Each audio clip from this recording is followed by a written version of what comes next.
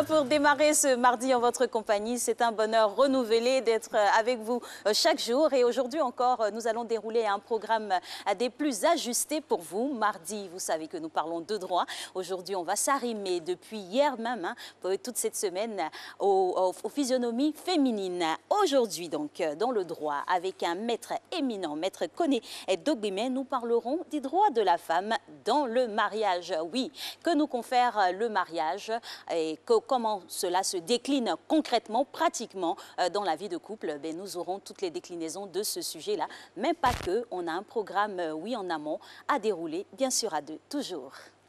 Bonjour Alix, bonjour à toutes, bonjour à tous, mesdames et messieurs. Nous aimerions présenter nos salutations les plus ajustées et les plus choisies à toutes ces personnes, toute la gente féminine, parce que oui, le mois de mars appartient à la femme, on le dit communément. On va parler des avancées, de ce que les femmes ont pu obtenir en traversant le temps, que ce soit en Afrique et en Europe ou dans le monde, mais n'oublions pas que vraiment on a une pensée aussi pour les femmes rurales, ces femmes-là qui font notre pays, parce qu'on le dit toujours, si le succès de ce pays repose sur l'agriculture, à côté des agriculteurs, il y a des femmes qui organisent tout. Merci d'être en notre compagnie. Aujourd'hui, c'est le droit qui est donc dans la spirale de cet hommage à la femme, avec bien sûr le droit de la femme dans le mariage. Toutes les questions, vous pouvez les poser dès maintenant afin que nous puissions donc les retranscrire et les adresser à Maître Koné Dogbime, qui sera notre invité à l'acné de ce deuxième rendez-vous de la semaine. Matin Bonheur, l'image du jour. Regardez, on est toujours dans le giron féminin avec le Parlement rwandais, un Parlement composé majoritairement de femmes. C'est un exemple et vraiment c'est un exemple à faire pâlir d'envie tous les pays et surtout à ravir toutes ces personnes-là férues donc des droits des femmes. Exactement, ce Parlement-là est composé majoritairement de femmes, comme vous l'avez dit, avec plus de 61% de femmes à la Chambre des députés. Le pays est en tête du classement mondial. C'est une assemblée à faire pâlir les défenseurs de la cause féminine. Sur les 80 sièges que compte le Parlement rwandais, 51 sont occupés par les femmes. Félicitations du côté du Rwanda. Félicitations, on ne dira jamais assez. Le pays de Paul Kagame ne finira jamais de nous étonner. Tant il y a beaucoup de choses faites dans tous les pans de la société et ça fait plaisir. Ça se conjugue au masculin, au féminin, en culture, en économie et ça, le Rwanda est une force qui va. Matin Bonheur se poursuit avec quelques infos comme ça glanées pour cette journée. Aujourd'hui, nous sommes bien sûr le 62e jour de l'année. Le mois de mars a commencé. Nous, on sera en vacances à partir du 26 juin. Ça veut dire qu'il nous reste techniquement quoi? Avril, mai, juin, puisqu'on est déjà en mars. Bon, c'est bon. On va se donner à 100%. On a du temps encore à vous consacrer. Ne vous inquiétez pas. On Absolument. sera là. Info animateur avec maintenant la journée mondiale de la vie sauvage. Journée internationale instituée par l'ONU depuis 2014 et qui chaque année, le 3 mars, est consacrée à la sensibilisation du grand public à la faune et à la flore et les dangers liés au trafic mondial des espèces sauvages estimé, tenez-vous bien mesdames et messieurs, à 19 milliards de dollars. Jacques Brou réalise cette émission et grâce à lui, grâce à sa dextérité, à toute l'équipe qui l'accompagne, on va maintenant se décliner en mode info avec Régis Kofi. C'est parti. Kofi.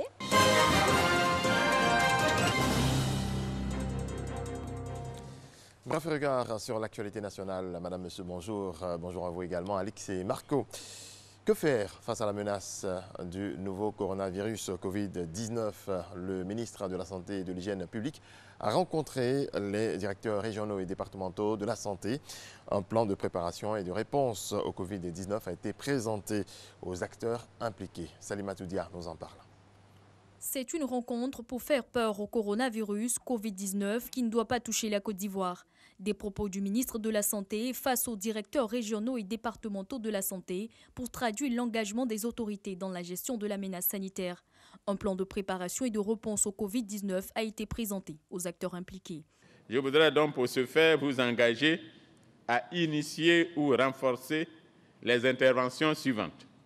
Premièrement, l'information et la sensibilisation des populations sur le respect des mesures de prévention de la maladie à coronavirus. Deuxièmement, la surveillance épidémiologique dans tous les établissements sanitaires et dans la communauté. Troisièmement, le contrôle sanitaire aux frontières, ainsi que le suivi des personnes en provenance des pays affectés par le Covid-19. Un plan élaboré avec l'appui de l'Organisation mondiale de la santé. À ce jour, avec l'appui de l'OMS des partenaires, l'Institut Pasteur de Côte d'Ivoire, est en mesure de confirmer un cas de coronavirus. Il y a le plan de communication qui fait partie du plan de préparation. Ce plan est extrêmement important. Qu'est-ce qu'il faut dire à la communauté? Quels sont les bons messages? Qu'est-ce qui n'est pas vrai? Qu'est-ce qui est vrai? Et qu'est-ce qu'on doit dire à toutes les couches sociales? Le point des actions réalisées dans ce contexte sanitaire a été présenté par le groupe de travail technique dirigé par le ministère de tutelle face aux directeurs départementaux et régionaux. Il s'agissait pour nous de prendre des instructions fermes pour pouvoir non seulement prévenir le Covid-19, mais aussi être en mesure de répondre efficacement quant à l'apparition d'un cas. La Côte d'Ivoire est prête à ne pas recevoir de cas, mais si éventuellement il y avait un cas, nous sommes prêts à la prise en charge adéquate de ce cas-là. À cette occasion, le ministre Akaoueli a procédé à la remise symbolique de 13 ambulances aux hôpitaux généraux et centres hospitaliers régionaux du pays. La Banque mondiale ne finance pas l'opération d'enrôlement pour l'établissement de la carte nationale d'identité. Dans un communiqué, l'institution financière internationale dément les propos du secrétaire exécutif du PDCI qui a déclaré que l'opération a été financée à hauteur de 30 milliards de francs CFA. Les précisions de Abou Sanogo.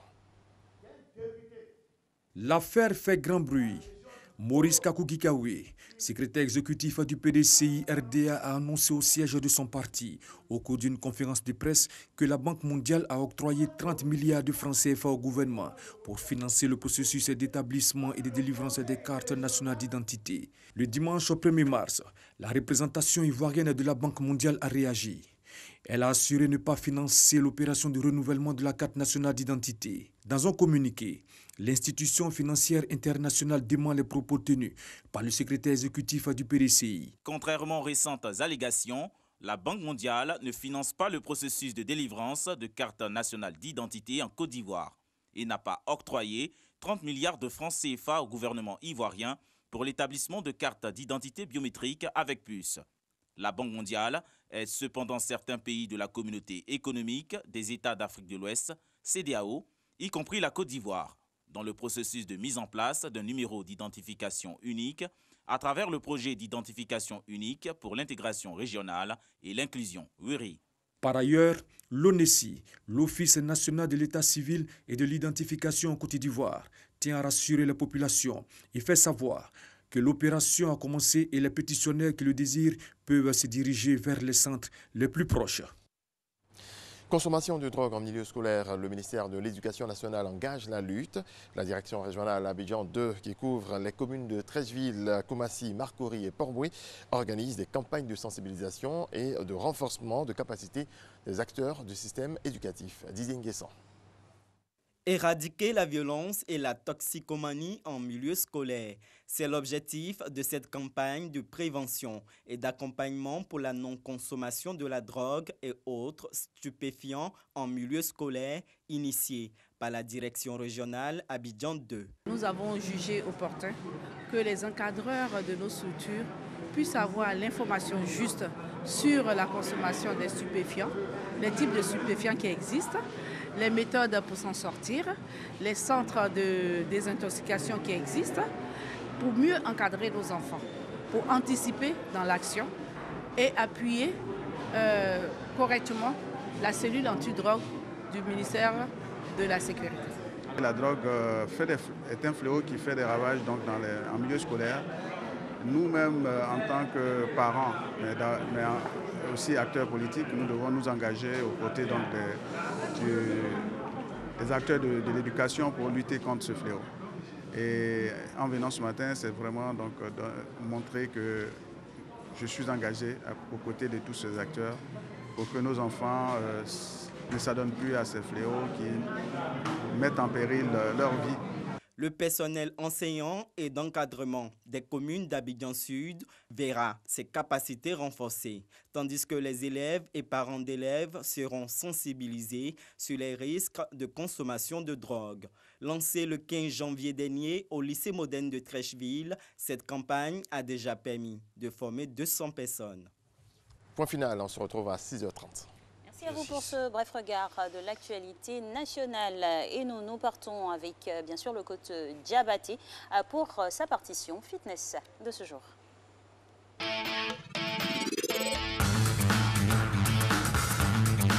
Bonjour, bonjour chez vous à la maison. Quoi de bâté pour vous servir, toujours. Dans la semaine de la Journée internationale du droit de la femme, aujourd'hui, on va vous proposer une séance pour permettre à la dame de bien débuter sa journée. OK? Mais cette séance, c'est simplement renforcer les fessiers. 3 exercices de renforcement de fessiers. OK? Pour débuter cette séance, on va s'asseoir sur les talons, jeune étirement. OK? Posez la main. Et on va lever le bassin tout doucement. Là. Et rester. 1, 2, 3, 4, 5, 6, 7 et 8. On revient tout doucement. OK. OK, là. On va sortir le buste tout doucement là. 1, 2, 3, 4. Reviens tout doucement. On appuie sur le genou. OK. On va passer aux exercices. Le mouvement, il est très simple. Là, c'est ça le mouvement. Là, 1, 2, 3, 4, 5, 6, 7, 8 encore. Et là, la jambe sort fléchie. Allons reprendre. Elle sort fléchie.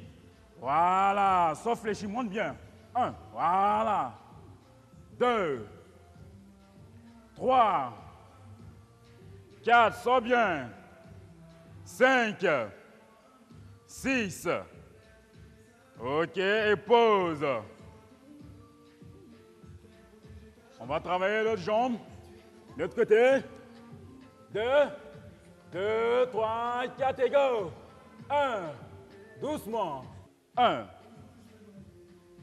2, 3, contracte l'abdos. 4, contracte bien l'abdos. 5, 6, OK. 7, encore. Et 8, pause. Ça peut aller? Ça peut aller? Ça peut aller? Là, on va rester là. Restez dans cette position-là. Descendez le fessier en arrière. 2. Bouge encore. 1, 2, 3, 4, 5, 6, 7, 8, encore. 1, 2, pousse-moi sur fessier. Pousse-moi sur fessier. 1, 2, 3, 4, 5, 6, 7, 8, reste là. Reste là. On voit bien les jambes devant. Voilà. Genou extérieur. Et pousse sur fessier en arrière. Non, pousse sur fessier en arrière. Comme ceci. Comme ceci. Là. Pousse loin sur fessier. Là, contracte bien fessier et pousse. 1. Genou orienté vers l'extérieur. OK. Tiens bien. 5, 6, en place bloqué. 7, 8, descend. 1, 2, le buste, droit. 4, OK. 5, 6, 7, 8, posé. On va aller en fente. On part ensemble. La fente, elle est très simple. Hein? La jambe est posée loin devant. Ici, c'est fléchi. Le mouvement, c'est ça le mouvement. Et on revient. OK? Là. OK, on s'en va. 1, 2, 3, 4, 5, 6, 7 et 8. On va changer de jambe. 2, 3, 4 et 1. Avance bien la jambe. 2, OK, avance encore. 3, OK. 4, OK. 5, OK. 6, OK, c'est bon. 7, encore. Et 8, c'est très bien. Rassemblez la jambe. Marche. Marche sur place. Marche. Marche. Marche. Grandis. 2, 3, 4, 5, 6, 7 et 8. À bientôt. Bye bye pour la prochaine séance. Le sport, c'est dur, mais c'est vital. Eh oui, oui, c'est moi. Merci. Merci au coach Diabaté. Le sport, c'est dur, mais c'est vital. C'est parce que c'est vital qu'on intègre, bien sûr, au paysage donc, matinal. En tout cas, merci de choisir RTI1 pour vous réveiller. Merci de vous réveiller dans nos bras, dans les bras de RTI1 qui se décline sous plusieurs formes. On va poursuivre, bien sûr, cette émission réalisée par Jacques Brou avec, bien sûr, quelque chose à manger. L'esprit est bon avec Jacques Brou et l'esprit culinaire aussi est bon. Avec ce qui suit maintenant, ça va nous donner envie, franchement, de prendre un bon temps, surtout pour nos palais. La preuve.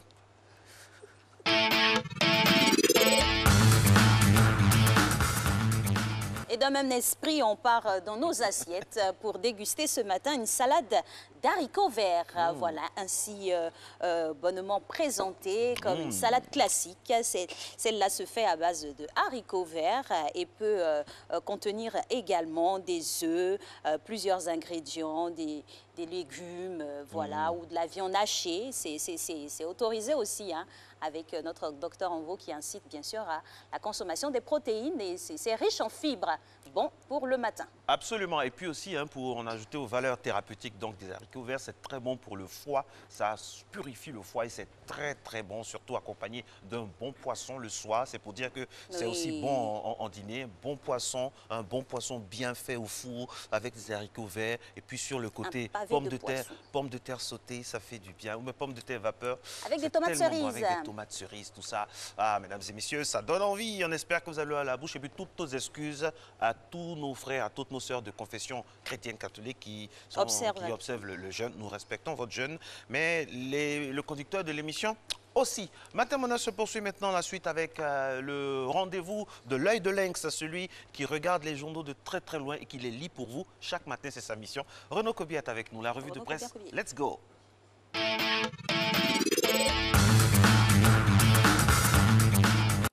On y est. Bonjour Renaud. Bonjour. Alors, on démarre cette revue de presse avec une adresse annoncée du chef de l'État pour bientôt.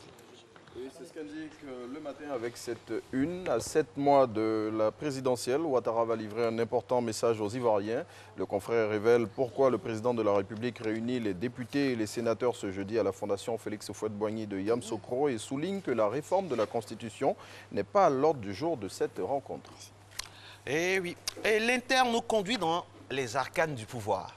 Oui, le confrère qui semble bien introduit dans la sphère du pouvoir révèle que le président de la République prend une décision majeure et pour donner plus de poids à ses propos, il indique que le réaménagement du gouvernement se fera aujourd'hui.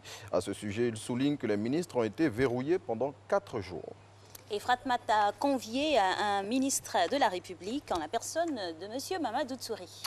145 milliards de francs CFA pour mobiliser pour 500 000 opportunités d'insertion dans le cadre de l'emploi et l'autonomisation des jeunes. C'est l'information majeure livrée par le ministre de la Promotion de la Jeunesse et de l'Emploi des Jeunes au cours de cette tribune d'échange organisée par le quotidien pro-gouvernemental. Et puis à l'approche de la présidentielle en Côte d'Ivoire, vous le savez toujours, hein, c'est cristallisé, c'est pour octobre, le Patriote passe le rassemblement des oufoutistes pour la démocratie et la paix à la loupe. Oui, et après son analyse, le confrère révèle les 3 pièges que le RHDP doit absolument éviter à 8 mois, très exactement, de ce scrutin qui, vous l'avez dit, cristallise toutes les attentions. Plus de précision dans le Patriote. Présidentiel toujours, qui arrive à grands pas et certains fans et événements ne rassurent pas les populations selon Soir Info. C'est ce que nous dit le confrère avec ce titre. À quelques mois de la présidentielle 2020, des plans gardés secrets, les craintes renforcées ou encore des révélations sur la révision constitutionnelle. Le confrère s'appuie sur un article de Jeune Afrique qu'il publie dans son édition de ce jour pour faire ses affirmations. Dans ce papier, l'hebdomadaire panafricain indique notamment que certains développements récents de l'actualité politique ne sont pas faits pour apaiser les populations. Plus de détails dans Soir Info. Et puis on revient à l'Inter qui relaie des messages d'acteurs religieux. Et ces adresses sont relatives à la situation sociopolitique nationale. Elles sont de Monseigneur Alexis Touabli Youlo, évêque d'Agboville, qui déclare « Nous n'avons pas le droit d'abîmer la Côte d'Ivoire » ou encore du Conseil national islamique CNI de l'imam Idriss Koudous Koné, qui à ce sujet envoie un message au pouvoir et à l'opposition. Plus de détails dans l'Inter. Et on referme cette revue de presse avec une information culturelle. Oui, c'est reparti pour le Massa. La 11e édition du marché des arts et du spectacle d'Abidjan a été lancée hier. La parade d'ouverture de cette édition 2020 dont le thème est l'Afrique monde se fera dans la commune d'Abobo. Selon Yacouba Konaté, directeur général de l'événement, dont les propos sont rapportés par Abidjan.net, ce Massa qui va se tenir du 7 au 14 mars 2020 a pour pays invité d'honneur le Canada et son slogan est « Allons à Abobo ». Et oui, le Massa, et on n'oublie pas que la RTI est diffuseur officiel de ce marché très important pour les artistes et pour le monde culturel, généralement parlant. Merci à vous, très cher Renaud. Merci. On vous retrouve demain, toujours avec le même plaisir, aux alentours de 6h10 en UTC. Matin Bonheur se poursuit maintenant avec un acteur très important aujourd'hui. Nous allons parler des langues maternelles, l'importance des langues maternelles, les langues qui nous bercent, qui bercent notre enfance et qui nous permettent d'avoir une identité propre. On va en parler avec lui sur le plateau déjà. Dr Goprou Diaki Carlos, c'est comme ça qu'on dit. Hein. J'ai bien prononcé, hein. Bon, j'ai bien bon. appliqué la langue. Ok. Chercheur à l'Institut de linguistique appliquée, Université Félix Houphouët-Boigny, bien sûr, juste après ceci.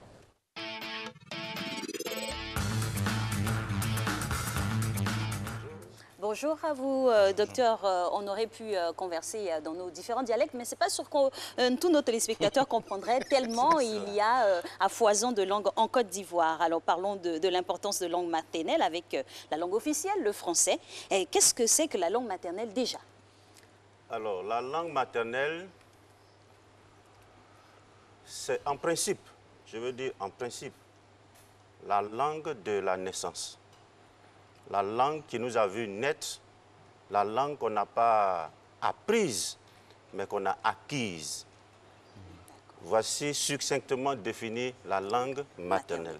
Alors, en quoi l'usage de cette langue maternelle-là s'avère vraiment déterminant, très important pour la famille?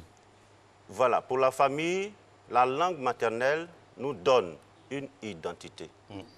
La langue maternelle nous donne de nous socialiser avec la famille, d'appartenir à la famille.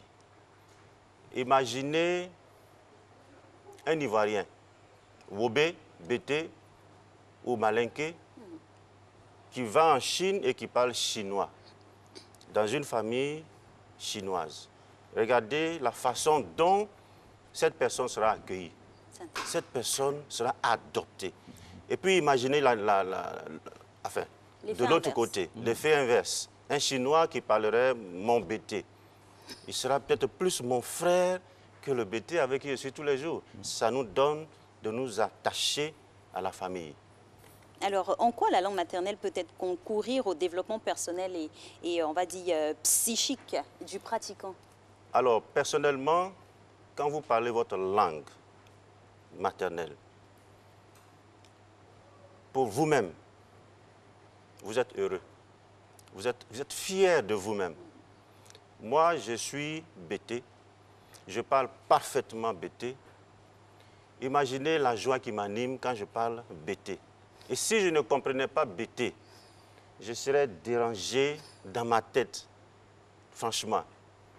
Et quand je pense à ceux qui ne comprennent pas leur langue maternelle, j'ai un peu mal. J'ai mal parce que ça leur a enlevé une partie d'eux-mêmes. Ça leur a enlevé une partie d'eux-mêmes. Ce n'est peut-être pas leur faute. Mais quand ils pensent et qu'ils voient des gens qui parlent leur langue maternelle, ils ont mal. Tout à fait. Ils ont mal. Alors, je voudrais profiter pour aller un peu plus loin dans la définition de la langue maternelle. Alors, aujourd'hui, la langue maternelle peut être le français pour un Ivoirien. Ça peut être chinois pour un Ivoirien. Ça peut être anglais pour un Français. Parce que c'est cette langue qui vous aura vu naître.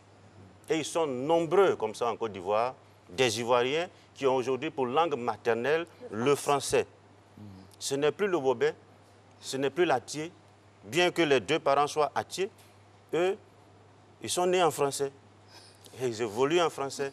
Et nous sommes des millions comme ça. Ils pensent français, tout ça. Ils pensent en français. Docteur Gopo, vous avez certainement souvenance d'un fait au niveau de la colonisation. Il y avait des choses qu'on appelait les symboles. Oui. Des punitions infligées à ceux qui parlaient leur langue maternelle, leur dialecte en classe. Oui. Est-ce que ça n'a pas plombé un peu ce sentiment de création d'une nation au niveau linguistique? Absolument. Alors, lorsqu'on devait nous punir parce que nous parlions notre langue maternelle, c'était une façon pour le colonisateur de rester en place, bien que parti. Il restait en place en laissant sa langue. Vous voyez à quel point la langue est importante. La langue est une grande puissance. On laisse la langue, on l'impose à un peuple et on part. Mais des décennies plus tard, on se rend compte que la langue est restée et le peuple auquel on a imposé la langue-là est maintenant en train de défendre cette langue qu'on leur a imposée à travers des structures comme par exemple la francophonie. Des Africains qui font francophonie, qui défendent la langue française, la langue d'autrui. Pourquoi ne pas faire de baouléphonie? Pourquoi ne pas faire de bétéphonie? Peut-être que c'est la diversité et la multiplicité de ces langues-là qui crée la difficulté. Parce que si on devrait avoir plusieurs pôles de beaucoup de langues, on ne s'y retrouverait pas. Et puis ça va aussi peut-être créer une certaine sorte d'exclusion. Mais c'est plutôt une bénédiction d'avoir une multiplicité de langues. C'est une bénédiction. Mais comment pratiquement l'organiser? Parce qu'on ne se comprendrait pas si vous me parlez bété que moi je vous parle hachi. Oui, ça c'est arrivé à la tour de Babel. Au début de l'histoire des langues, c'est arrivé. Pour ceux qui sont chrétiens et qui croient en la Bible, c'est arrivé. Où Dieu a complètement troublé le langage des humains. Ils ne parlaient qu'une seule langue. Et puis, quand ils ont voulu atteindre Dieu, il s'est fâché et il a mélangé leurs langues. Il y a eu une multiplicité de langues. Mais attention, il n'y a pas plus de langues en Côte d'Ivoire qu'au Kenya ou qu'au Cameroun. Il y en a plusieurs. Mais au Kenya, ils sont parvenus à avoir Kiswahili pour langue nationale. Donc il faut une seule langue pour une fédérer seule langue, tout le monde. Bien sûr. Voilà. Mais on peut le faire. Vous avez par exemple Twi au Ghana. Vous avez Lingala au Congo. Vous avez Bambara au Mali. Ainsi de suite. Ainsi de suite. Ça, ce sont des choses qui sont possibles. Il suffit simplement d'une volonté politique. Et nous avons des propositions pour cela. L'Institut de linguistique appliquée a travaillé depuis des années. Nos gouvernants le savent. C'est seulement une question de volonté politique. Très bien, ça tombe bien de parler de... Quand vous avez dit le mot « nos gouvernants le savent », parce que parfois, quand on est ivoirien, quand on va à l'extérieur et que les Sénégalais, que les Congolais parlent soit en Wolof ou bien en Lingala, nous, on parle français. Je vois même des personnalités, même des fois, être obligés de parler Nushi. Quand vous faites les conclusions, lorsque vous faites les conclusions, là, que vous les amenez, comment les autorités les appréhendent? Est-ce qu'on se dit, comme d'habitude, bon, ça, on peut faire ça après, ou bien on se dit, non, vraiment, il faut qu'on parte vers une identité qui nous est propre? C'est vers cela que nous voulons arriver, c'est vers cela que nous voulons aller. Et c'est à cela qu'on appelle nos gouvernants, à prendre des décisions, et les décisions utiles. Quelles décisions vous attendez concrètement des gouvernants? Alors, quand vous dites une volonté, là, c'est une volonté de faire quoi et d'aller où? Et surtout la substance aussi de vos conclusions. Hein. C'est cela. Alors, nous travaillons. Nous avons par exemple des documents ici. Ce document est écrit en BT. D'accord. Celui-ci en BT. Ça, c'est une traduction d'un passage de la Bible. C'est un groupe de personnes qui se sont mises ensemble et qui ont fait ce travail. Une partie de la Bible, ça c'est pour les chrétiens, en BT. Il y en a ici en Bambara, ainsi de suite. Alors, ça veut dire que du travail est fait. Il suffit simplement d'implémenter. Il suffit de prendre une décision pour dire, voilà, désormais, nous allons enseigner nos langues maternelles dans les écoles. On peut commencer à la maternelle jusqu'au primaire, au secondaire, à l'université, par exemple. On peut faire sienne les décisions qui sont proposées par nos travaux. On peut, par exemple, régionaliser l'apprentissage des langues maternelles, de sorte que, par région, les habitants utilisent la langue de la région. Si vous êtes à Korogo et que vous êtes à Thié, vous allez être obligé d'utiliser le sénoufo. Ainsi de suite, dans chaque région. Et de laisser laitier. On ne laisse pas laitier, on gagne au contraire. Puisque je suis déjà attier, je comprends déjà attier et j'utilise sénoufo pour mon travail. Dans la zone où je me trouve, avec le temps, vous allez voir que ce sera facile de trouver une langue qui puisse fédérer tout le peuple de Côte d'Ivoire. On espère qu'on va parler le même langage avec vous. Tout juste après le retour de l'info, du bloc info, on va vous garder et puis parler avec vous. Et puis juste après, derrière, on aura le bonheur de rencontrer Cyriaque Bougou. Mais on vous garde toujours dans langue maternelle. Il est 6h26 et nous allons maintenant pour le bloc pub JT Info. On y va.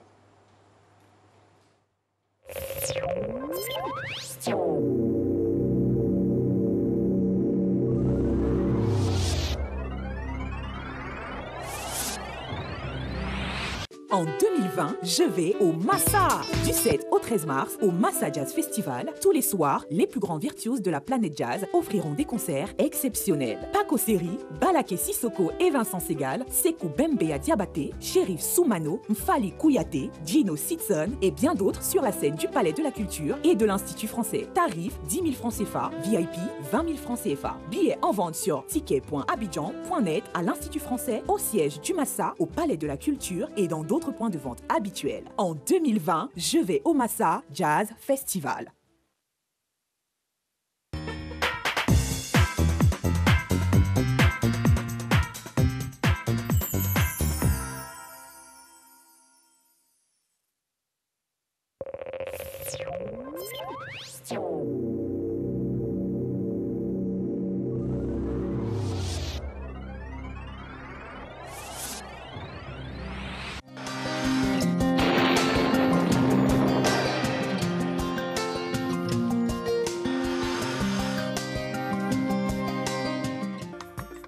Mesdames et messieurs, bonjour.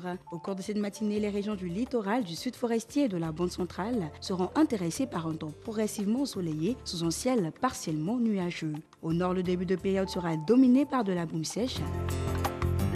Et pour les variables, nous aurons 27 degrés à Abidjan et à Diaké, 24 degrés à Bondoukou, 25 à Boaké, Paris Port d'Alois, 24 degrés à Dimbokro et Gagnoa, 23 degrés à Korogo, 24 à Mont, 23 au Déné, 26 degrés à San Pedro et Sassandra, 25 degrés à Tabou et enfin 24 degrés à Yamoussoukro. Le début d'après-midi sera ensoleillé sur l'ensemble du pays. Mais en milieu ou en fin de période, les régions de l'ouest, du sud forestier et du littoral connaîtront quelques passages nuageux qui occasionneront des averses de pluie par endroits. Pour les variables de cet après-midi, 32 degrés à Abidjan et à Diaké, 37 degrés à Bondoukou, 34 à Boaké, 33 degrés à Daloa, 37 à Dimbokro, 33 degrés à Gagnoa, 36 à Korogo, 33 degrés à Mont, 36 à Odiné, 32 degrés à San Pedro, Sassandra et Tabou et enfin 34 degrés à Yamoussoukro. Merci de nous avoir suivis, très belle journée et surtout excellent début de mois de mars.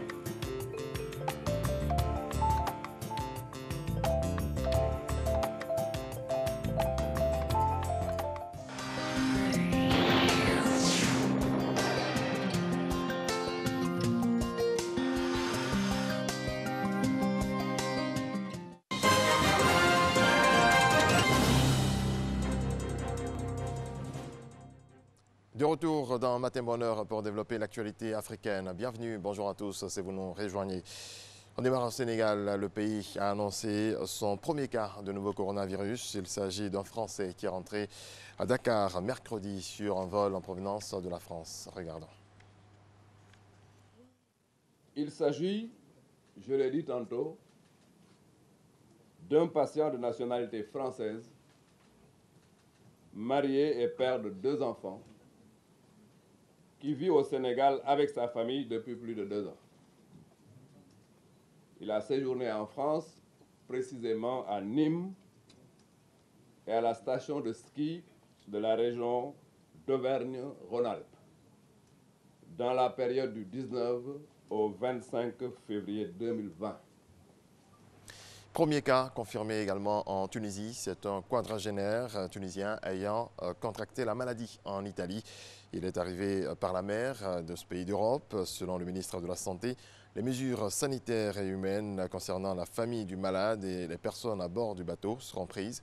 À noter que 254 personnes se trouvaient à bord du bateau, arrivé en Tunisie le 27 février.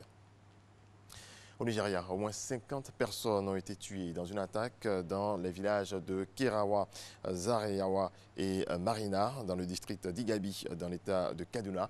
Selon la police locale, des hommes armés ont tiré sur des habitants sans distinction, pillé et incendié des maisons. Les assaillants étaient une centaine et sont soupçonnés d'appartenir à un gang spécialisé dans le vol de bétail et les kidnappings. En Guinée, au lendemain du report des élections législatives et du référendum constitutionnel qui devait se tenir dimanche, une coalition opposition-société civile veut aller plus loin. Réunie au sein du Front national pour la défense de la Constitution, FNDC, les leaders de cette coalition appellent leurs militants à intensifier la pression sur le président Alpha Condé. De son côté, le président guinéen insiste sur sa bonne foi. On va reporter les élections de 2 semaines pour permettre à nos amis africains de venir constater qu'il n'y a pas de doublons ni de morts et de mineurs sur la liste électorale, a dit le chef de l'État. Au Cameroun, le Conseil constitutionnel proclame les résultats du double scrutin des législatives et municipales du 9 février dernier, 20 jours après le vote. Reportage. Du moment de ce vendredi au Palais des Congrès de Yaoundé, à l'occasion de la cérémonie solennelle de proclamation des résultats de l'élection des députés à l'Assemblée nationale, aux premières loges des présences remarquables, reflet de ce que la capitale politique du Cameroun regorge en termes de personnalités de divers plans, politiques, administratifs et diplomatiques. Le gouvernement quasiment au complet, les représentants des 2 chambres du Parlement, le pouvoir judiciaire et le corps diplomatique. Des invités de marque venus vivre ces grands moments de vitalité de la démocratie camerounaise, résultat d'un processus électoral bien mené avec à la clé une élection libre, transparente, paisible et crédible comme l'a relevé le président du Conseil constitutionnel Clément Tangana dans son propos liminaire. Suivra ensuite la lecture des résultats de l'élection par région et par circonscription électorale, un exercice auquel vont se livrer les différents conseillers de la haute juridiction. Clément Tangana va reprendre la parole pour un récapitulatif au niveau national. L'élection a mobilisé près de 6,5 millions d'électeurs, un peu plus de 3 millions de votants pour un taux de participation de 45,98%. Le RDPC rafle la mise avec 139 sièges, suivi de l'UNDP, 7 sièges. Le SIF et le PCRN sont à 5 députés. L'UDC 4, le FSNC 3, le MDR et l'UMS 2 sièges chacun. Un mot de sport pour terminer par sur le terrain maintenant. L'administration, Hadji Mouad, a démissionné hier de son poste de secrétaire général de la Confédération africaine de football, CAF. Le cadre marocain a démissionné de son poste, je le disais, sans dévoiler les raisons de cette décision. Mouad Hadji avait été désigné secrétaire général de la CAF en avril dernier en remplacement de l'Égyptien Amro Fahmy. Ancien dentiste, Hadji a complètement changé de carrière pour se lancer dans le football, sa passion. Et voilà qui marque la fin de ce point de l'actualité. On se retrouve à 7h. Merci Régis Kofi. Et nous poursuivons nos échanges avec M. Gopro, épiloguons toujours sur l'importance des langues maternelles. Nous développions bien sûr les décisions et conclusions que vous avez énumérées aux autorités compétentes. On va poursuivre. C'est cela. Alors tout à l'heure, je parlais de volonté politique. Alors ça concerne les décideurs. Mais de l'autre côté, il y a aussi les populations elles-mêmes, je veux dire les parents qui ont démissionné. Nous avons échoué sur la question des langues maternelles parce que nous ne les utilisons pas, ces langues-là. La transmission. Oui, à la maison avec nos enfants. Vous parlez de quels parents? Parce qu'à l'époque, il y avait toujours des colonies de vacances, il y avait toujours des enfants qui allaient au village. Oui. Ça a toujours été dans la tradition, je dirais, ivoirienne, puisque c'est celle qu'on connaît plus. Vous êtes d'accord avec moi? Bien sûr. À quel moment ça a changé? Vous parlez des parents post-indépendance ou bien les parents avant, je ne sais pas. Situez-nous, s'il vous plaît. Alors, avant les indépendances, nous avions nos langues maternelles qu'on utilisait partout. Juste après les indépendances, vous avez vu que quand l'école a commencé, tout à l'heure, vous avez parlé des punitions qu'on infligeait aux gens. Le symbole. Voilà. Avec le... Voilà, avec des colliers. Exactement. Et puis, avec le temps, quand il y a eu des questions de colonies de vacances, on a été surpris de constater qu'après les vacances, c'est grand-maman au village qui a appris français. Et puis, l'enfant est revenu à Abidjan, sans avoir appris sa langue, enfin la langue de ses parents. Et voilà. Donc, quand même. Bien sûr. L'effet domino. Il faut le voir pour le croire. Grand-maman, grand-papa colonisé par les enfants. L'enfant est venu, au lieu de lui apprendre, bon, parce qu'il n'a pas acquis la langue, il va maintenant l'apprendre. Grand-maman a appris français. Et puis, le petit est reparti à Abidjan. Vous voyez? Et aujourd'hui, c'est encore plus grave. C'est encore plus grave. Et c'est pourquoi je parle des parents. Nous, les parents. Justement, les parents d'aujourd'hui. Vous voyez? Qui pensons que les autres langues sont meilleures. Les autres langues sont meilleures. Un complexe. Voilà. Donc, la population a également un rôle à jouer sur la question de la transmission de la langue maternelle. On a un complexe. On pense que quand on parle obé, quand on parle atié, on n'est pas un homme. Et même entre nous, Ivoiriens, lorsqu'on s'amuse parfois à parler nos langues à nos frères, à nos amis dans la rue, certains se retournent et nous disent qu'il n'est pas encore 16 h. Oui, il n'est pas encore 18 h. Parce que c'est à ces heures-là voilà, qu'on fait les nouvelles du pays. Vous voyez, donc il y a nous-mêmes qui sommes coupables et je pense qu'il n'est pas trop tard pour bien faire. Justement, pour revenir à... Pour porter un regard sur les solutions au sein de la petite cellule familiale, il faudrait aussi même que les parents soient au fait de leur langue maternelle. C'est cela. Si vous ne savez pas parler votre langue maternelle, vous ne pourrez pas transmettre à vos enfants. Mais si on repart à la définition que vous nous avez donnée, si je parle français, ben, j'apprendrai français à mes enfants. Oui, la langue maternelle, comme je l'ai dit, c'est la langue en usage dans la cellule familiale tous les jours. C'est la langue qui a vu naître l'enfant. C'est la langue à laquelle il a été exposé dès la naissance. Si c'est le français, il va parler français. Mais le parent qui parle français à l'enfant, quelle est lui-même sa langue maternelle? Quelle langue ce parent-là parle? Si lui-même ne connaît pas la langue maternelle, mais vous voyez, de génération en génération, on va perdre nos langues. C'est pourquoi on parle aujourd'hui de langues en danger. Beaucoup de langues sont mortes de cette façon-là. Soit parce que les locuteurs sont morts, soit parce que les locuteurs n'utilisent pas la langue. Alors, si on n'a pas eu la possibilité de transmettre la langue à nos enfants et qu'à un moment donné, on se rend compte que la langue maternelle est importante, on peut corriger. Nous proposons des solutions pour corriger. On peut corriger. Okay. On peut passer à l'apprentissage. On peut passer à l'apprentissage. Et l'Institut de linguistique appliquée a des solutions. Le département des sciences du langage a des ressources humaines. Si nos gouvernants décident aujourd'hui de commencer à apprendre, enseigner la langue maternelle à partir de la maternelle jusqu'à l'université, on peut le faire.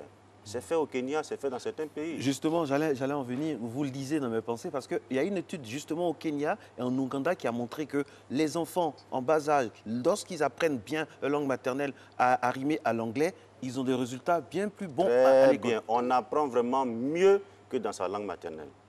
C'est quoi là? Pourquoi? La pédagogie.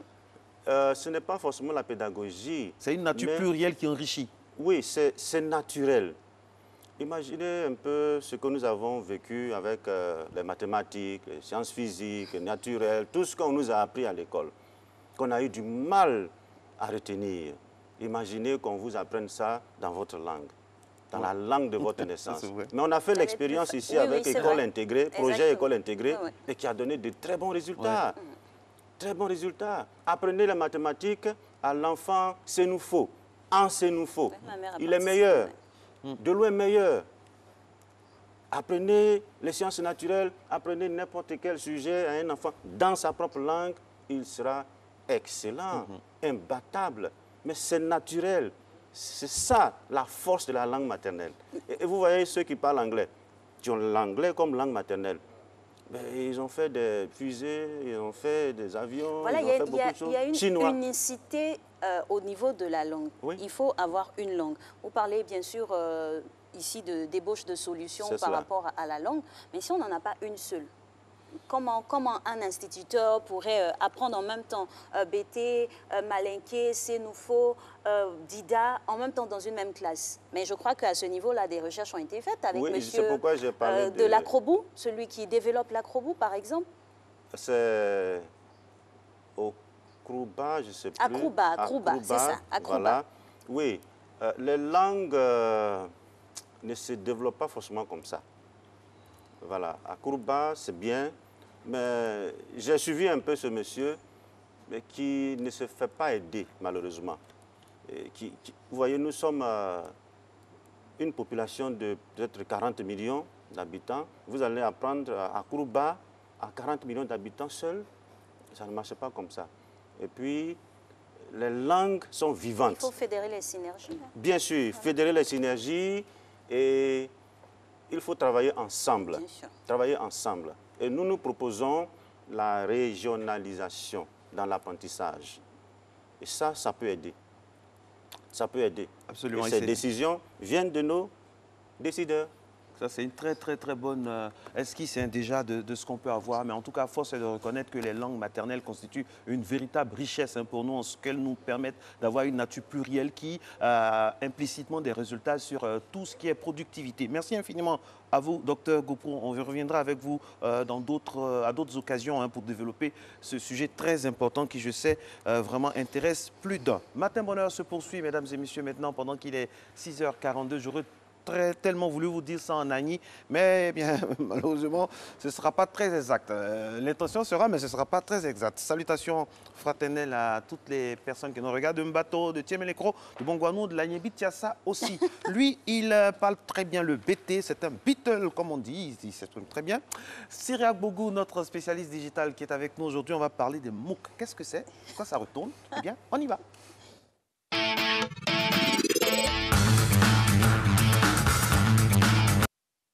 Aujourd'hui, dans notre lucarne digitale, nous parlons des MOOC, à ne pas confondre avec ce que l'imagination pourrait penser. Nous avons ici un expert qui va nous donner les bonnes définitions. Bonjour Cyriac. Bonjour Alex. Bonjour Marcel. Alors, c'est quoi un MOOC? Un MOOC, ça vient de l'anglais, donc M-O-O-C, donc pour Massive, donc Open Online Course. Donc pour faire français, malheureusement, je ne peux pas le dire en BT, sinon les gens ne vont pas comprendre. Langue officielle. Prenez le volet officiel. Donc c'est des cours massifs qui sont ouverts, mais qui se font en ligne, tout simplement. Très bien. Ça, c'est bien. Bon, alors, c'est quoi on parle en BT? Non, je ne sais pas. Alors, dites-nous, Cyriac, qu'est-ce qu'on apprend dans un MOOC, M-O-O-C? Dans un MOOC, ça dépend de la plateforme qui donne le MOOC. Donc, c'est thématique. Donc, il y a des MOOC sous forme d'annuaire.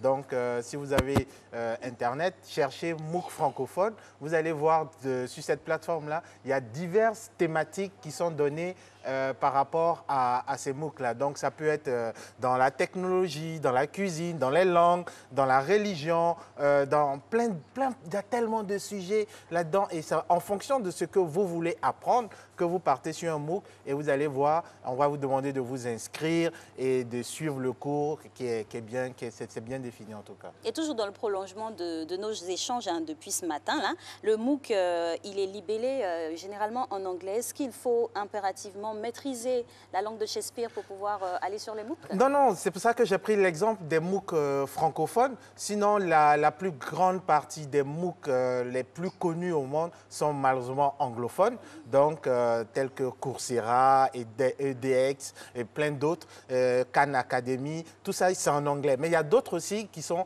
en français aussi. On s'est dit, bon, on va pas toujours, c'est pas tout le monde qui comprend l'anglais, donc il faut aussi basculer en français. Donc il y a un annuaire de MOOC en français, donc vous faites une recherche et en fonction de la thématique, comme je l'ai dit tout à l'heure, qui vous sied le plus, qui vous parle le plus ou bien que vous voulez apprendre, vous partez, vous vous inscrivez.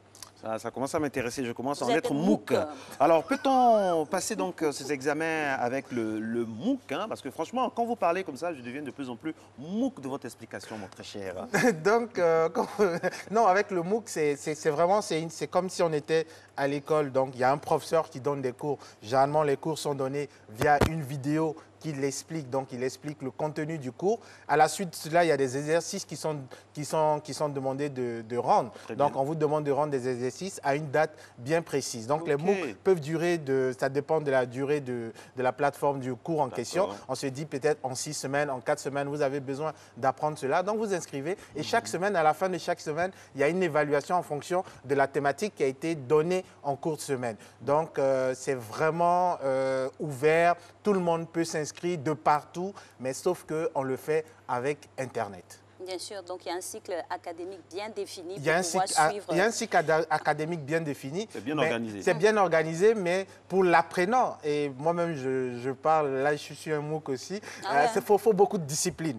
Parce que voilà, non, faut beaucoup de discipline parce que tu n'as pas comme à l'école le professeur qui est à côté de toi qui te demande est-ce que tu as rendu ton... Il n'y a pas de pression, il y a plus une responsabilité. Donc, ce qui fait que voilà, beaucoup de concentration. Donc, ce qui fait que beaucoup n'achèvent pas forcément le MOOC qui commence et tout ça. Donc, c'est beaucoup de discipline, beaucoup d'organisation. Et ce qui est intéressant, quand tu finis, généralement, tu as droit à un certificat. Et ça peut être un certificat d'école assez reconnu. Donc, aujourd'hui, tu as des universités comme l'université de Michigan, de Harvard, tout ça, qui font des cours en ligne ouverts dans lesquels tout le monde peut participer. Donc, je peux être en Côte d'Ivoire et avoir un diplôme d'une université française, d'une université américaine, d'une université chinoise, ainsi de suite, parce que j'aurais suivi leur cours. Et justement, parlons de la démarche. Quelle est-elle? La démarche, elle est vraiment académique. C'est vrai que certains, pour vendre aussi certains business, se sont inscrits aussi dans les MOOC. Donc, je parle des compagnies. Donc, certaines institutions aussi se sont mises là-dedans. Mais au départ, il faut dire qu'elle est née dans les grandes écoles, dans les grandes universités américaines, qui voulaient en quelque sorte démocratiser le savoir. Vous ne voulez pas que ce soit seulement pour une certaine classe de personnes. Ils se sont dit, bon, nos cours peuvent intéresser aussi ceux qui sont à l'autre bout du monde. Donc, le professeur est venu, il a fait sa vidéo, il a mis en ligne, vous vous connectez, vous regardez et vous pouvez poser des questions à ce professeur-là qui répond. Et après, ce qui est intéressant derrière, c'est que des communautés se créent autour d'un MOOC. Je me rappelle qu'on a participé à un MOOC ici sur tout ce qui est dans tout ce qui est la presse. Mais après, on a créé derrière une communauté via un réseau social et certains même se sont revus après. Ah, mais tu étais dans tel MOOC parce que dans les interactions, on voyait son nom, on entendait parler de la personne. Alors, c'est vrai hein, ce que vous dites, parce que dans les pays anglo-saxons, généralement parlant, les MOOC sont un moyen fédérateur. Ça permet à tout le monde de se reconnaître. Et on parle aussi de lobbying du MOOC. Oui, lobbying du MOOC, aujourd'hui, comme je dis, c'est de dire, est-ce que, par exemple, je prends un MOOC que j'ai commencé, qui a été fait par un Ivoirien, mais ça parle de tout ce qui est presse, de réseaux sociaux, fake news et tout ça. Et aujourd'hui, sur ce MOOC-là, nous sommes nombreux de divers pays, de diverses nationalités. Et derrière, comme vous l'avez dit, c'est de se dire qu'aujourd'hui, tout à l'heure, quand j'écoutais le docteur parler, j'étais tellement content. Je me dis, mais on peut avoir aussi des MOOC en langue, c'est-à-dire le même cours qu'on donne aujourd'hui en français. Un MOOC DIDA, pas forcément de groupe ethnique. Voilà, de groupe ethnique, mais le contenu se donne dans une langue par rapport à la régionalisation dont il a parlé tout à l'heure. Donc moi, je suis de la région de l'Ouest, je suis BT, donc j'entends le cours qui m'est donné en BT, mais je pense que ça va... motivé. Voilà, je suis motivé comme vous le dites. Et donc, je pense que c'est des approches qu'on peut aussi utiliser pour faire valoriser notre savoir, notre culture et pourquoi pas nos différentes langues maternelles pour rejoindre un peu le docteur qui a parlé tout à l'heure. Et justement, parlons d'apprentissage via le MOOC, ça apporte une solution pratique même à la formation. Oui. Parce que si on doit s'inscrire à coût de centaines de millions dans une école à l'extérieur, si on a cette solution du MOOC, je veux dire juste pour payer un forfait mensuel. Oui, ça répond à ce besoin-là. Mais c'est trop beau pour être vrai. Ah oui, c'est ça. Est-ce qu'il n'y a pas un piège quelque part? C'est où l'arnaque? On doit payer quelque chose à une université physique? Il n'y a pas d'arnaque. Dites-nous tout, est-ce qu'il y a un piège dedans? Non, je prends mon exemple. Okay. Celui que je connais le mieux. Si je devais aller faire des cours à l'université de Michigan pour serait-ce que un mois de cours. Je vais payer d'abord un billet d'avion. Oui. Je vais payer un hébergement. Je vais me déplacer pour aller à l'université.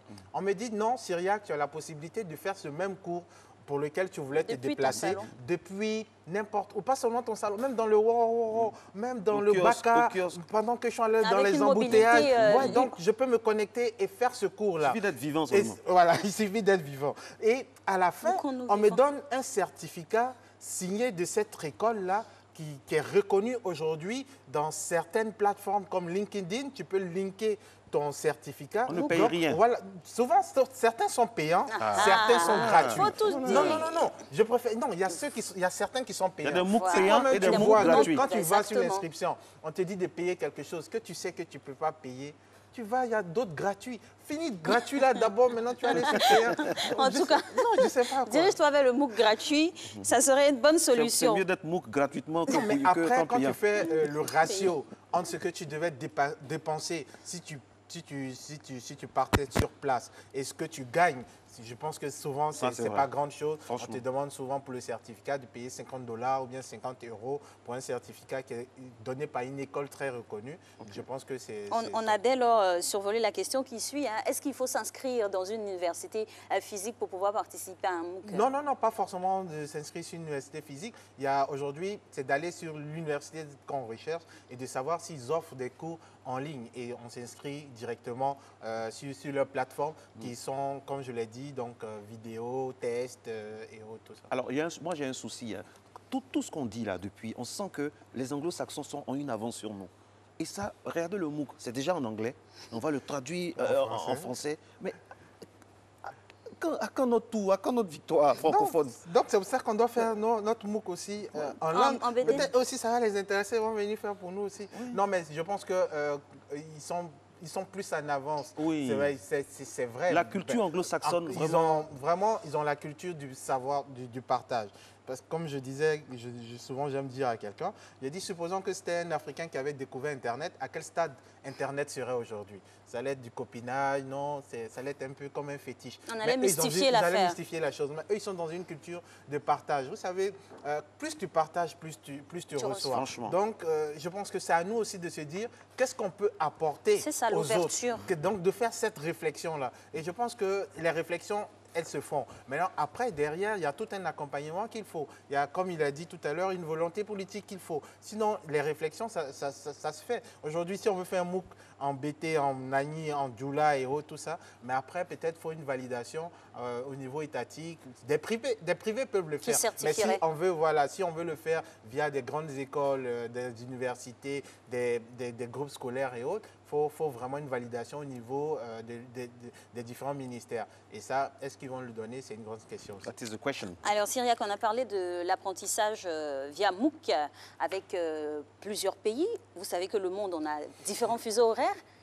Comment vraiment s'organiser pour bien suivre, être assidu à son MOOC? Le conseil que je donne, quand je prends par exemple celui que je suivais, c'était moins 6 heures.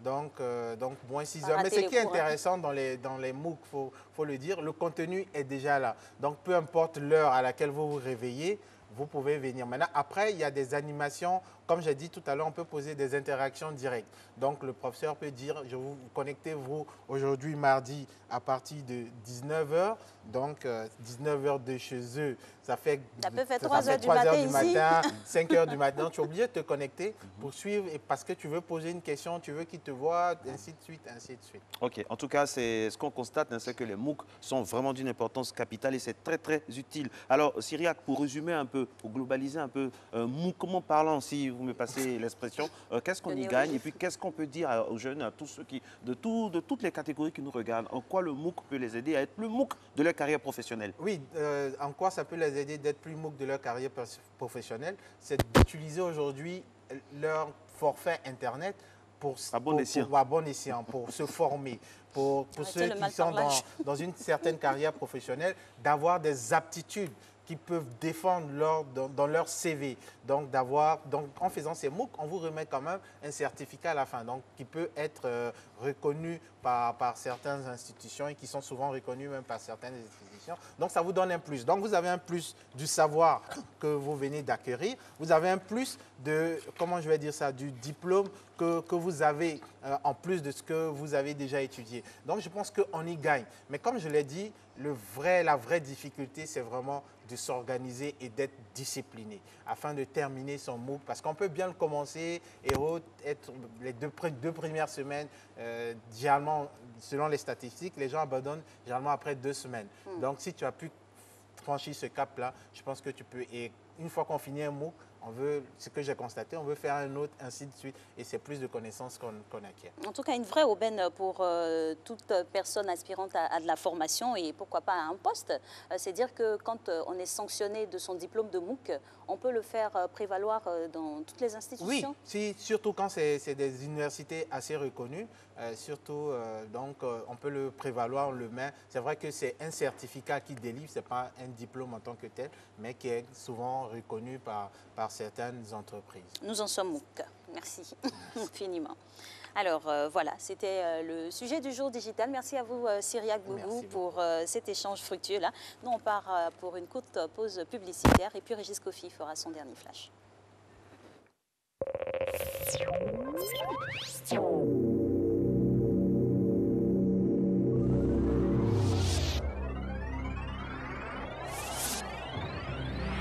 Une épidémie de pneumonie causée par le coronavirus sévit dans la ville de Hunan en Chine. La propagation dans plusieurs villes ainsi que dans d'autres pays a emmené l'OMS à déclarer l'urgence de santé publique de portée internationale. La pneumonie de coronavirus se transmet par voie respiratoire et par contact direct avec une personne malade. Elle se manifeste par une fièvre, une toux et des difficultés respiratoires. Pour prévenir la maladie à coronavirus, le ministère de la Santé et de l'Hygiène publique rappelle aux populations le respect des mesures suivantes. Se laver fréquemment les mains à l'eau et au savon ou utiliser un gel hydroalcoolique. Éviter tout contact étroit avec une personne souffrant de rhume et de toux. Utiliser un mouchoir pour éternuer ou tousser et le jeter dans une poubelle. À défaut, éternuer ou tousser dans le pli du coude. Se rendre dans le centre de santé le plus proche en cas de survenue de fièvre, toux et des difficultés respiratoires. Appelez le 143 ou le 101 pour plus d'informations ou envoyez coronavirus au 1366. Ceci est un message du ministère de la Santé et de l'Hygiène publique avec ses partenaires. Seigneur, mets ta bouche dans mon affaire. Assouba du temps de carême, le 7 mars 2020, au pied de Notre-Dame des Victoires, organisé par la communauté catholique Mère du Divin Amour. Viens expérimenter le Dieu de l'Alliance. Thème, Dieu se souvient de son Alliance sainte, avec comme prédicateur principal le frère Jean-Emmanuel Clément Akobé, fondateur de la communauté Mère du Divin Amour. Tous au pied de Notre-Dame des Victoires. Ceci est un événement Communauté catholique Mère du Divin Amour. L'Observatoire de la célérité des opérations de dédouanement au code en partenariat avec la Direction générale des douanes organise un atelier de formation sur la gestion du contrôle et la maîtrise du contentieux douanier du mardi 10 au vendredi 13 mars 2020 de 8h à 13h à l'École nationale des douanes. Infoline 08 78 03 76 66 11 32 56 89 10 19 31 et le 3xw.douane.ci. En 2020, je vais au Massa. Du 7 au 13 mars, au Massa Jazz Festival, tous les soirs, les plus grands virtuoses de la planète jazz offriront des concerts exceptionnels. Paco Seri, Balaké Sissoko et Vincent Segal, Sekou Bembea Diabaté, Chérif Soumano, Mfali Kouyaté, Gino Sitson et bien d'autres sur la scène du Palais de la Culture et de l'Institut français. Tarif 10 000 francs CFA, VIP 20 000 francs CFA. Billets en vente sur ticket.abidjan.net, à l'Institut français, au siège du Massa, au Palais de la Culture et dans d'autres points de vente habituels. En 2020, je vais au Massa Jazz Festival.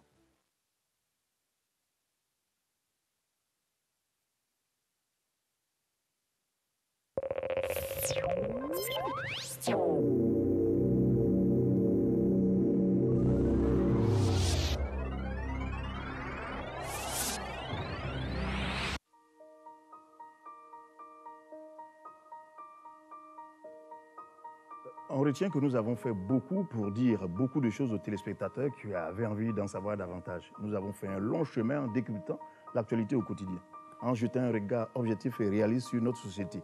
Vous vous rappelez l'affaire Agrobusiness? Nous avons d'abord démarré sur les ondes de Radio Côte d'Ivoire, fort du succès d'estime et d'audience. Nous poursuivons donc cette aventure sur RTI 1. Et c'est vrai que je tiens...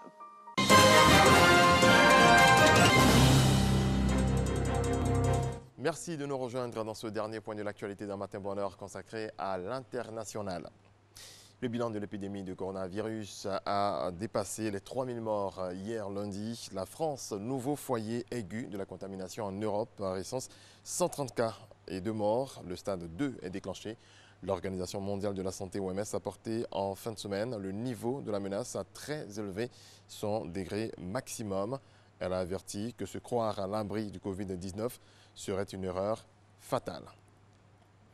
Le président russe Vladimir Poutine a soumis au Parlement de nouveaux amendements constitutionnels introduisant la mention de Dieu dans la Constitution et fixant le principe qu'un mariage n'est possible qu'entre un homme et une femme. Il propose donc d'interdire le mariage homosexuel dans la Constitution. Vladimir Poutine a annoncé en janvier que la Russie allait amender sa Constitution de 1993, une initiative largement considérée comme visant à organiser l'après 2024, année où s'achève son 4e et dernier mandat présidentiel. En Irak, le Premier ministre désigné, Mohamed Alaoui, a renoncé à former un gouvernement, enfonçant davantage l'Irak dans l'inconnu et exacerbant la colère de la rue qui conspue ses dirigeants depuis 5 mois maintenant. Face à des manifestants déterminés malgré près de 550 morts dans les violences, la crainte du nouveau coronavirus et face à la baisse des prix de pétrole, l'unique source de devises d'Irak, les dirigeants sont dans une bulle, dénonce un haut responsable irakien sous couvert de l'anonymat. En Israël, les partisans du Likoud célèbrent les premiers sondages de sortie qui annoncent le Premier ministre israélien Benjamin Netanyahou devant son grand rival Benny Gantz à l'issue de leur 3e duel électoral en moins d'1 an, devant mettre un terme à la plus importante crise politique de l'histoire d'Israël.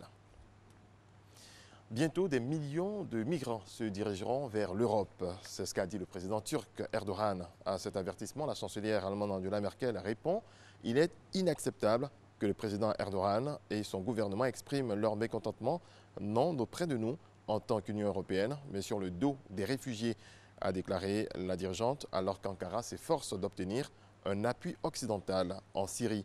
L'UE attend de la Turquie qu'elle respecte l'accord visant à empêcher les migrants d'atteindre l'Europe. On se quitte sur ces belles images de l'agence France Presse. Des danseurs s'activent sur la piste à l'occasion d'une compétition de danse en fauteuil roulant à Taïwan. Cette discipline est de plus en plus pratiquée dans le monde entier en tant que sport bénéfique pour les personnes souffrant de handicap des membres inférieurs. Un exercice qui, outre la remise en forme, renforce la confiance et l'estime de soi. Très belle journée à toutes et à tous. Merci de votre attention. Magnifique. Merci beaucoup Régis, c'est magnifique, c'est super hein. Et ça vraiment ça donne espoir, ça fait aimer la vie. Et puis aussi on a une pensée pour toutes ces personnes qui souffrent des affres du coronavirus, notamment en Europe, hein. Que Dieu protège toutes nos familles là-bas. Le thème droit que nous allons parcourir aujourd'hui est un thème qui, c'est bien, c'est mieux que ce soit lancé dans la bouche d'une ravissante dame, parce que c'est un thème important. Alors je laisse le soin à ma voisine du matin de lancer ce thème. On va parler de quoi dans droit aujourd'hui? Eh bien, nous parlerons des droits de la femme dans le mariage précisément. Contracter un mariage, cela nous confère bien sûr des droits, mais est-ce que nous sommes au fait de ces droits-là?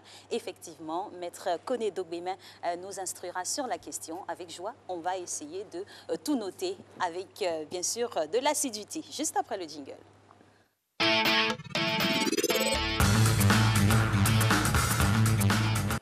Oui, je le veux. C'est une phrase qu'on entend souvent. Mais après, quand on veut, qu'est-ce qui se passe dans le couple? Qu'est-ce qui se passe dans le foyer? Quels sont les droits de la femme, hein, les droits de la femme dans le mariage? Qu'est-ce que la loi ivoirienne dit? Est-ce que la loi a évolué relativement à la position, au rôle, aux droits de la femme dans le couple, hein? Est-ce que ça a évolué? Eh bien, ça tombe bien. Nous avons un spécialiste sur ce plateau pour nous en parler. Maître Koné Dogbemin, bonjour. Bonjour. Alors, dites-nous, la femme peut-elle s'estimer heureuse de la nouvelle loi?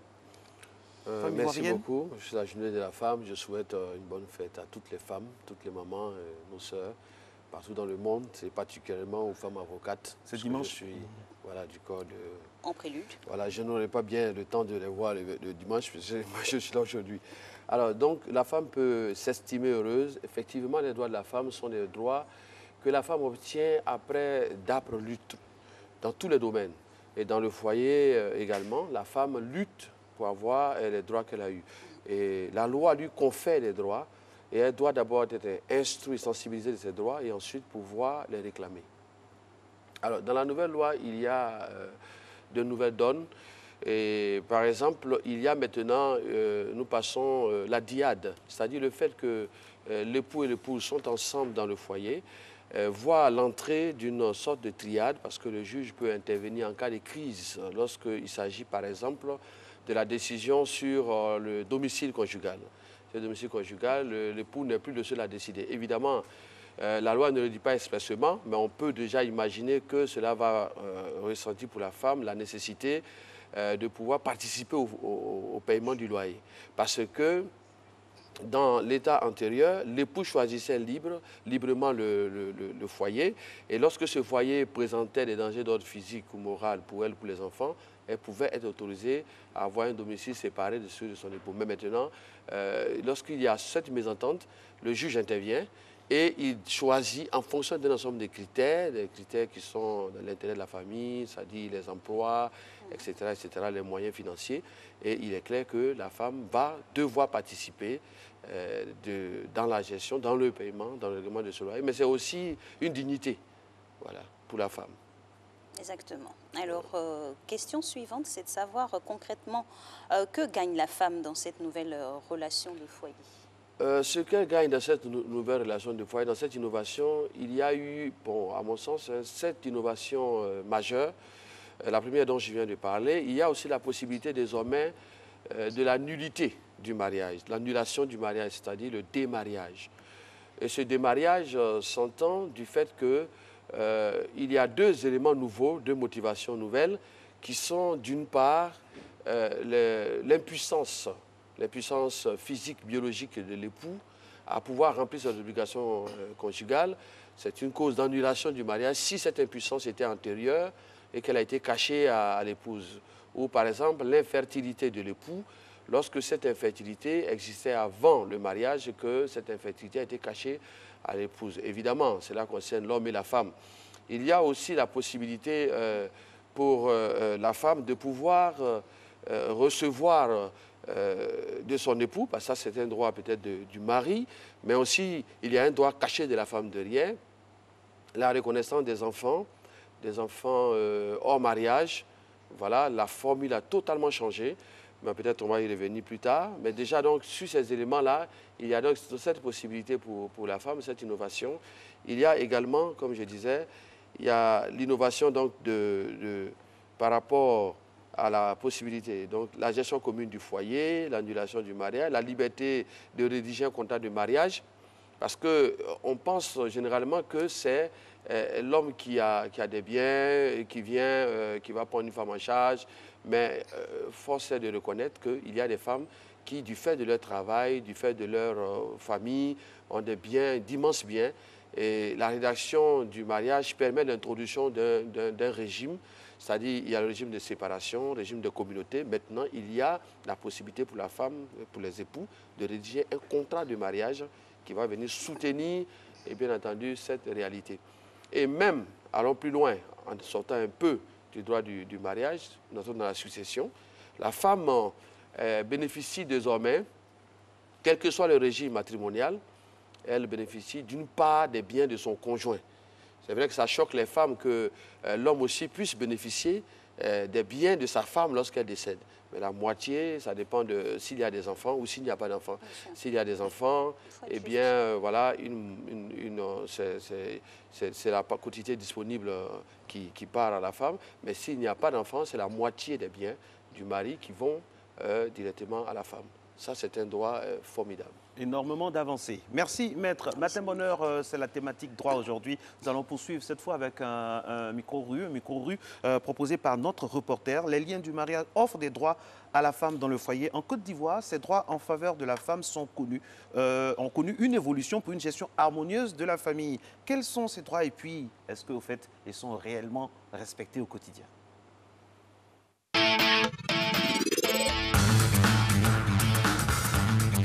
Dans le mariage, ces deux êtres qui s'unissent là ont les mêmes droits, à savoir la participation aux frais de ménage. La femme peut en donner comme l'homme peut en donner. Il y a aussi le droit de choisir la résidence, le lieu de résidence.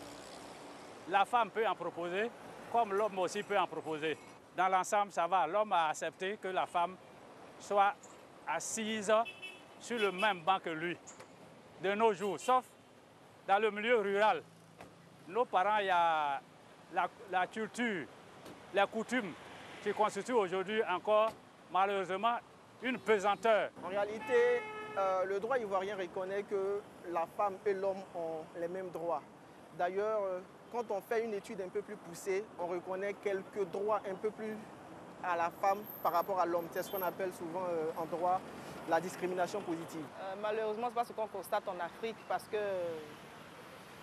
la belle famille souvent arrache, comment on appelle, ce droit-là à la femme. Et la femme est lésée. On pense que souvent la femme a un droit qui s'étend largement dans le foyer, mais lorsque le mari décède, c'est vraiment dommage de constater qu'il y a beaucoup de choses dont elle ne peut pas bénéficier du fait qu'elle est déjà mariée. Exactement, nous avons poursuivi les échanges ici et avec vous, nous continuons. Alors, maître, dites-nous, peut-on parler de triade préventive dans le foyer? Oui, il y a une sorte de triade préventive parce que la diade, c'est le fait, par exemple, que des gens qui sont en conflit puissent régler leur conflit entre les parties. Et la triade, c'est lorsque intervient un tiers, soit un conciliateur, un médiateur, un arbitre ou un magistrat. Donc la justice officielle. Pas les témoins. Hein. Les témoins, c'est une sorte de conciliation. On peut penser ça comme une conciliation, comme de bons offices. Voilà, judiciairement, puisqu'ils ne pourront pas établir un ensemble de documents nécessaires. Voilà. Donc le mariage est d'ordre public, parce que toutes ces règles sont impératives. Donc c'est le juge qui a la prééminence, qui a l'autorité pour intervenir, parce qu'il s'agit de la vie privée. Et le droit n'entre pas dans la chambre. Il n'entre pas dans la chambre, sauf si la chambre fait appel au droit. Soit parce qu'il y a un crime dans la chambre, ou l'un des membres de la chambre qui souffre fait appel au droit. C'est pour ça qu'on dit que le code, les gentlemen disent que le code du mariage, c'est fait pour les gens moyens. Parce que ceux qui se sont mariés par amour, l'amour devient la loi du foyer, la loi du mariage, et l'amour dicte toutes les autres règles, sauf à l'égard des tiers. Alors, maître, les gens nous en voudraient, Alix et moi, de ne pas vous poser cette question, surtout avec l'actualité brûlante. Suivez mon regard. Lorsqu'on se marie et a un divorce, au moment du divorce, est-ce que les deux parties doivent signer, doivent être là? Vous voyez un peu à quoi nous faisons allusion? Par exemple, au niveau de l'actualité ambiante, culturelle et matrimoniale. Quand il y a un divorce qui a la grosse et qu'il y a, par exemple, la signature d'une partie qui ne figure pas sur la grosse, est-ce que c'est valable? Bien, alors, en Côte d'Ivoire, il y a eu une réforme en 1998 qui permet le divorce par consentement mutuel. Et ce divorce par consentement mutuel, c'est le fait que les époux viennent, on appelle ça le divorce des majeurs, le divorce des sages. Ils viennent la main dans la main voir le juge pour dire « nous ne voulons plus vivre ensemble ». Ils n'ont pas besoin de motiver leur désir de se séparer. Tout ce que le juge leur demande, c'est est-ce que le protocole de gestion des biens est favorable à la femme. C'est-à-dire le juge veille sur les droits de l'épouse pour voir si elle n'est pas lésée quelque part dans la répartition. Tout simplement parce que le mari avait la gestion des biens de la famille. Et que dans le régime matrimonial de base, le mari a aussi des pouvoirs. Donc le juge vient vérifier à la fin, est-ce que ces pouvoirs ont été faits dans l'intérêt. Mais en dehors de ce divorce, l'autre divorce, c'est pour faute. Donc vous venez voir le juge et vous soulevez la faute de votre conjoint. Dans ce divorce, il y a deux phases. La première phase, c'est la tentative de conciliation. le juge reçoit la personne qui veut divorcer et l'autorise à assigner son conjoint. Et à cette audience, obligatoirement, droit ivoirien, obligatoirement, les deux doivent être présents à cette audience. Et à cette audience, le juge tente de les concilier. S'il échoue, il passe aux mesures provisoires, c'est-à-dire qui va rester au domicile, qui va payer une pension à l'autre, qui va garder les enfants provisoirement, qui aura droit des visites, en attendant qu'il juge au fond à qui incombe la faute de la séparation. Donc vous voyez que dans la procédure divorce pour faute ou divorce par consentement mutuel. Alors vous devez toujours rechercher à savoir est-ce que nous sommes dans un cas de divorce pour faute ou divorce par consentement mutuel. Si nous sommes dans le cas de divorce pour faute, on ne peut pas divorcer pour faute en l'absence d'une partie, à moins qu'il soit établi que cette partie a reçu l'acte d'assignation à personne et qu'elle ne s'est pas présentée, ou que cette partie a fait un abandon de domicile, ou de famille, ou d'enfant, qui fait qu'on ne la retrouve plus. En ce cas, bien entendu, c'est à son dernier domicile et selon les formalités prévues par les actes, la signification des actes, que les choses vont se passer. En tout cas, en Côte d'Ivoire, il n'existe pas de divorce par contumace. Ça, c'est clair. Alors, la femme mariée peut-elle s'opposer à la reconnaissance par son mari d'un enfant adultérin? Ça, c'est les nouvelles dispositions. Voilà, ça c'est quand on regarde les nouvelles dispositions de l'article 22, on constate que l'époux il vient informer par exploit le commissaire de justice son épouse que j'ai eu un enfant adultérin et puis il reconnaît son enfant, c'est ce que dit l'article 22. Mais en réalité, l'article 22 ne dit pas tout parce que l'adultère est resté une infraction. L'adultère a été légèrement modifié, mais c'est resté une infraction. Donc quand l'époux envoie l'enfant au domicile, c'est un aveu. C'est un aveu. Il vient avouer à la femme mariée que, bon voilà, j'ai eu un commerce adultérin et que voici le fruit de mon commerce adultérin. Donc l'épouse qui est à domicile, quel que soit le moyen, si vous n'êtes pas d'accord avec l'enfant qu'on vous envoie, la première pensée, c'est de vous opposer. Comment? En saisissant la justice immédiatement. Vous aurez deux moyens. Le premier moyen, c'est de soulever l'adultère et de le poursuivre au plan pénal avec tout ce que cela va avoir comme situation de trouble dans le foyer. Et la deuxième, c'est de rechercher à savoir si réellement cet enfant est vraiment l'enfant de votre époux. Et là, vous pourrez demander au juge un examen de sang. Parce qu'on peut lui affecter un enfant qui n'est pas son enfant. Donc, un examen de sang, des examens médicaux qui vont établir. Et dans ce cas, quand cela établit que c'est son enfant, vous n'aurez pas grand moyen pour vous opposer désormais à cela. OK.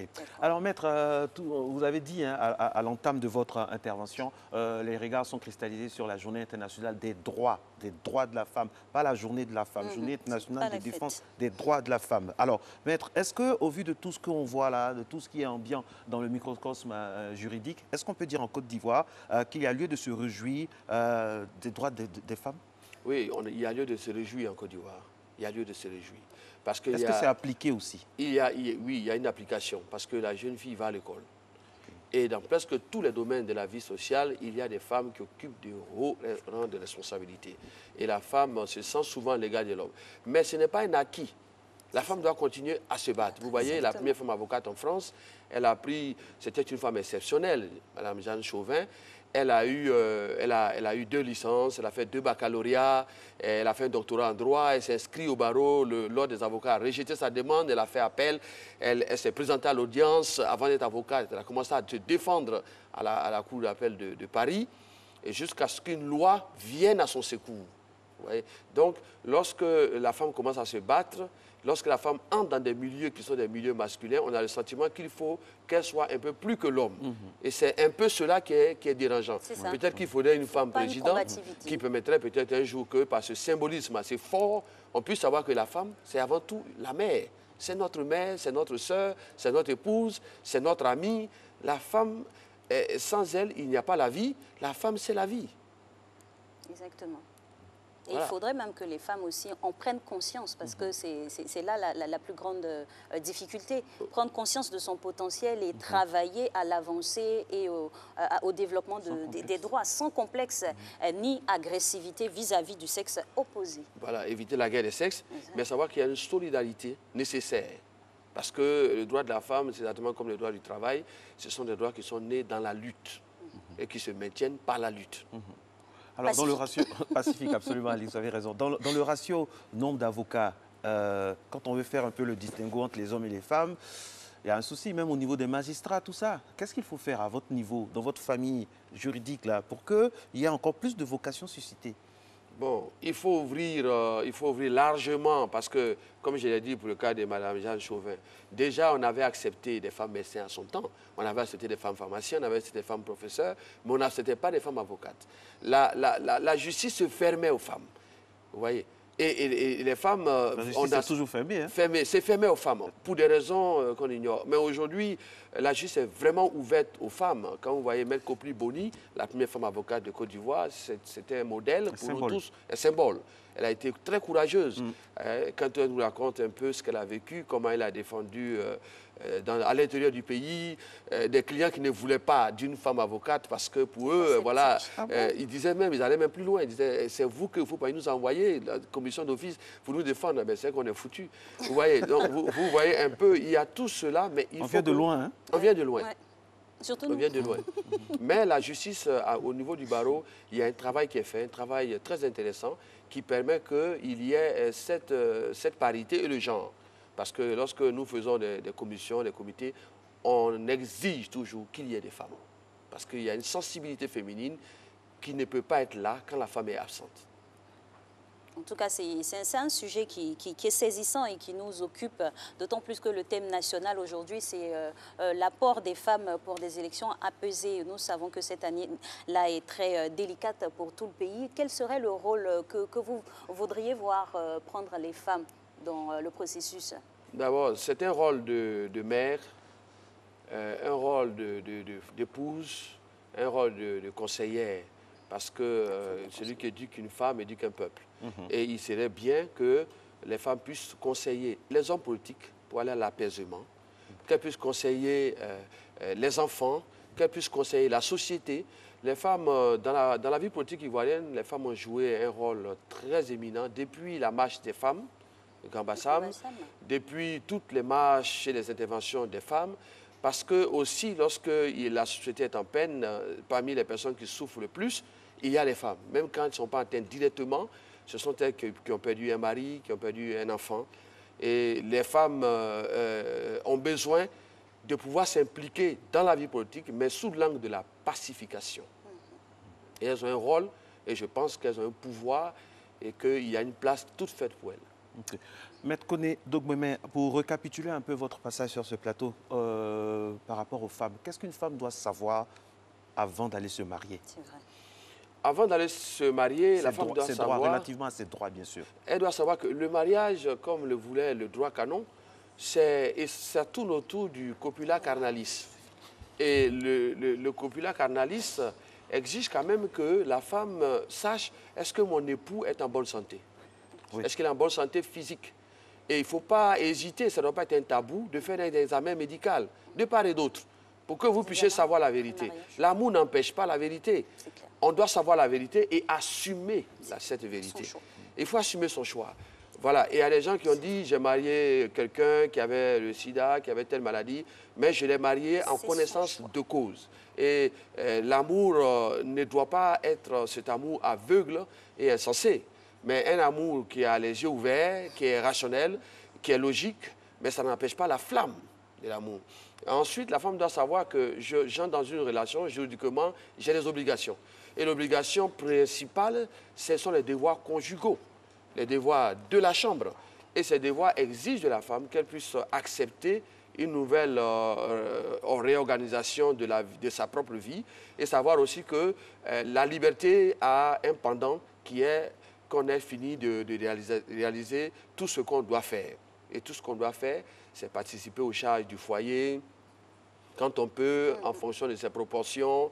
Tout ce qu'on doit faire, c'est de savoir que la revendication dans le foyer se fait avec douceur parce qu'il y a un bien plus précieux que la revendication qui est l'entente, l'unité.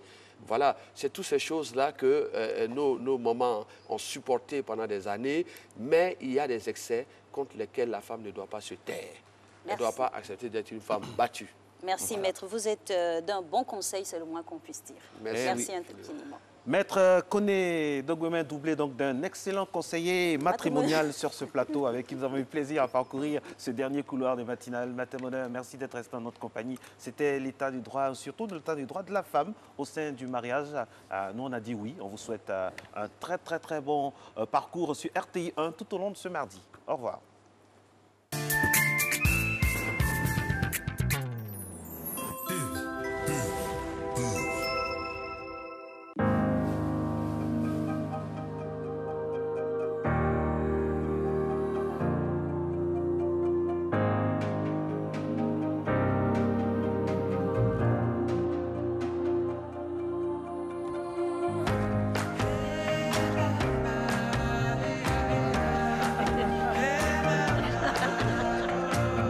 Toutes les femmes, toutes unies.